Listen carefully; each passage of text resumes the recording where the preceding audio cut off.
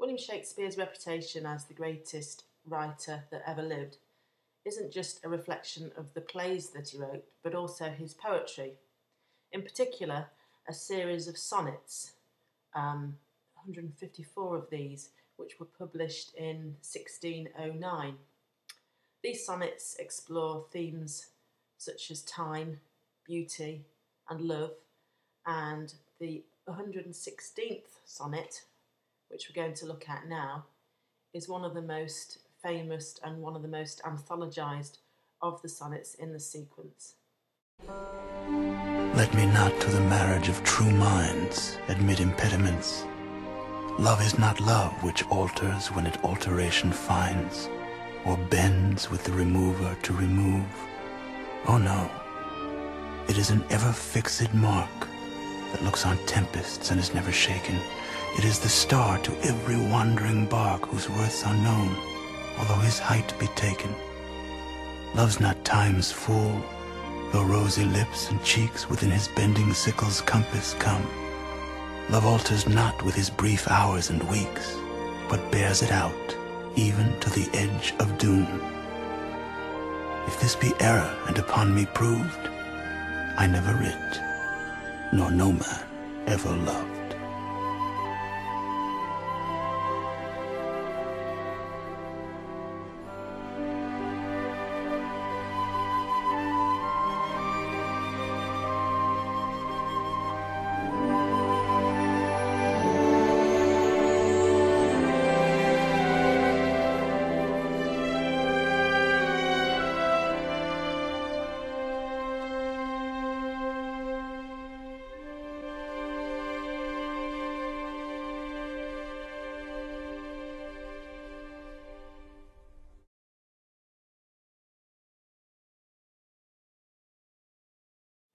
This isn't the only sonnet in the Edexcel anthology.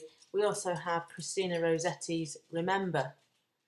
But the Shakespearean sonnet that we see here is different to the Italian sonnet that Rossetti uses in Remember. The Italian sonnet consists of an octave followed by a sestet, and what writers writing in English found was that the narrow range of rhymes offered by that form wasn't conducive to English. There are more rhyming words in Italian. So Shakespeare's form consists instead of 3 quatrains. As you can see, each 4-line quatrain is identified by a different colour in the slide, and it concludes with a rhyming couplet. What's common to both forms, of course, and to Shakespeare's plays, is the fact that they're written in iambic pentameter. So we have 10 syllables in each line, 5 beats in each line, unstressed, stressed syllables, like a heartbeat. Di-dum, di-dum, di-dum, di-dum, di-dum. As we'll see when we look closely at the language of this sonnet, the way that Shakespeare plays around with that rhythm helps create emphasis. It's certainly not regular all the way through, because that would make the poem sound like doggerel. It's much more subtle than that.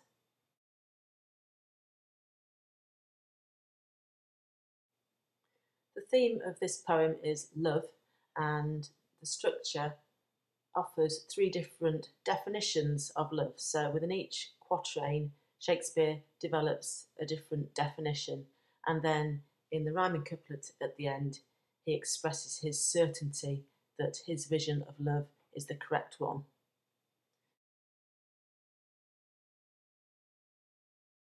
Sonnets, well, at least the original sonnets, are written to somebody. They address the beloved directly. So Petrarch's Italian sonnets were written to somebody called Laura, who he loved. Unfortunately, Laura didn't love him back, so it was unrequited love. And he wrote 365 sonnets for her, so one a day, to the poor woman who must have felt quite harassed by all of this. So they're intensely personal, emotional outpourings of unrequited love. Now this sonnet, 116, isn't like that, because Shakespeare isn't addressing a subject in the poem, is he? He's not talking to somebody that he loves. Instead, he's trying to define love. So that gives the poem an impersonal tone, really. It's not emotionally charged. It's more a reflection on what real love is, and Shakespeare's attempt to capture that.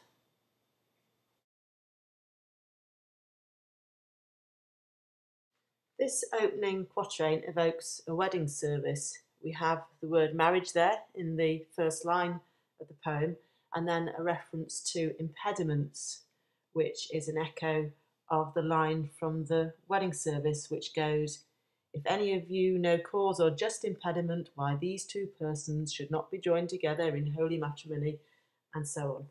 In modern services, that's usually speak now or forever hold your peace.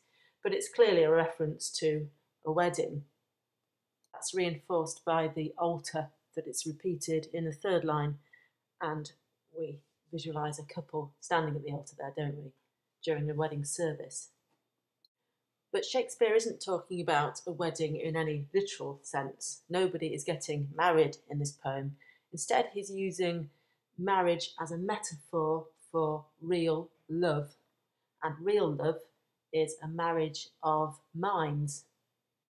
Important that he uses the word minds, not hearts or bodies, because he's suggesting here that true love is about two thinking, willing human beings being in perfect rapport. It's not an emotional, irrational thing.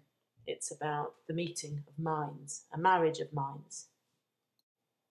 So what's an impediment? Well, it's an obstacle, isn't it? It's a barrier. It's something that gets in the way. And Shakespeare's saying that true love will not allow impediments. Barriers will not come between people who have like minds. You could suggest that his use of enjambment emphasises this point. There's no break at the end of the line, just as there is no break between two people who are truly in love. Returning to the second half of that quatrain, Shakespeare goes on to define love by what it isn't. So love isn't something which alters when its alteration finds. In other words, love doesn't change when the loved one changes. Love is a constant thing, and this perplexing line, or bends with the remover to remove, is basically repeating that same idea, perhaps more emphatically. So even when the loved one is removed, when they depart, the love remains. It's constant, unchanging. In the second quatrain, Shakespeare moves from talking about what love isn't to what it is, and the "oh no" at the start of the quatrain signals a much more affirmative, positive tone. So what is love? Well, Shakespeare uses nautical imagery to express what he thinks it is in the stanza. So we have a metaphor. In fact, it's an extended metaphor connected with the idea of a boat out on a stormy sea. Love, in the terms of this extended metaphor, is at first an ever-fixed mark. In other words, a lighthouse which guides a boat through tempests. That lighthouse is never shaken. So in other words, however rocky life becomes, however stormy and difficult, love itself is never shaken. It remains fixed, constant and true, and it guides us through the difficult times. In the second half of this quatrain, love becomes a star, the northern star, which sailors used to navigate. And again, we've got this idea of love as something that guides us through difficult times.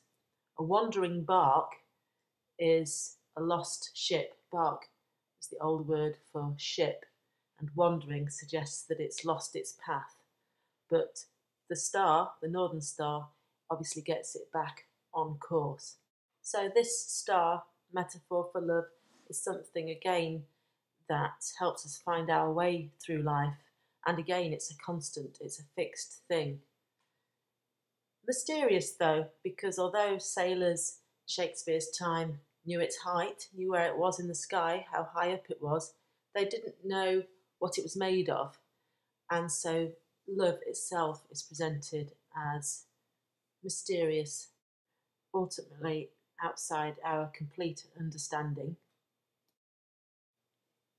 In the final quatrain, Shakespeare returns to looking at what love isn't and begins by saying, "Love's not time's fool."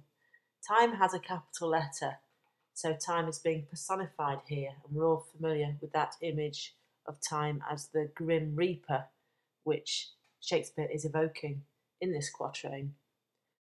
Here's one artistic impression of the grim reaper that Shakespeare is referring to in his sonnet, and you can see him clutching his sickle there, and he's obviously somebody who thrashes away at youth and beauty, so the baby he's holding in this image isn't going to stay looking cute and babyish, obviously going to be old and ultimately dead one day.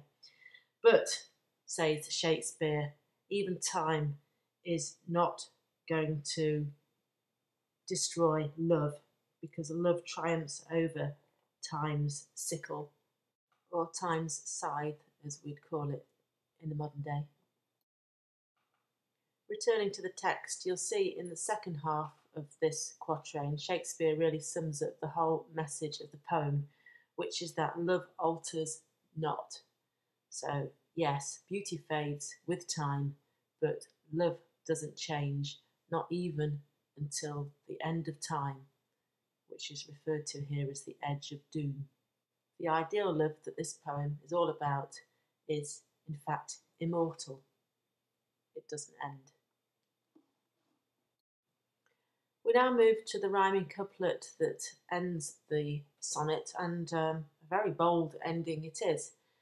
Shakespeare begins with quite legalistic language.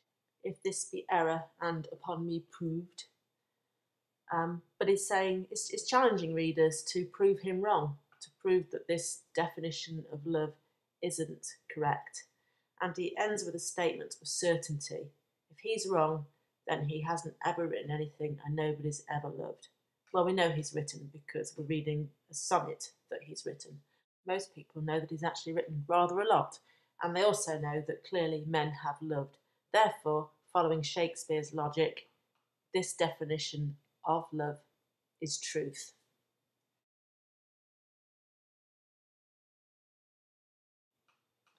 I've chosen this image to provide a background to some thoughts about the poem's meaning, because the image captures this notion of love being immortal, never ending, even after death, even after someone's buried. And that is essentially what Shakespeare is saying in this sonnet, isn't it? Love never fades, it never disappears, it overcomes any obstacles, even ultimately the obstacle of death.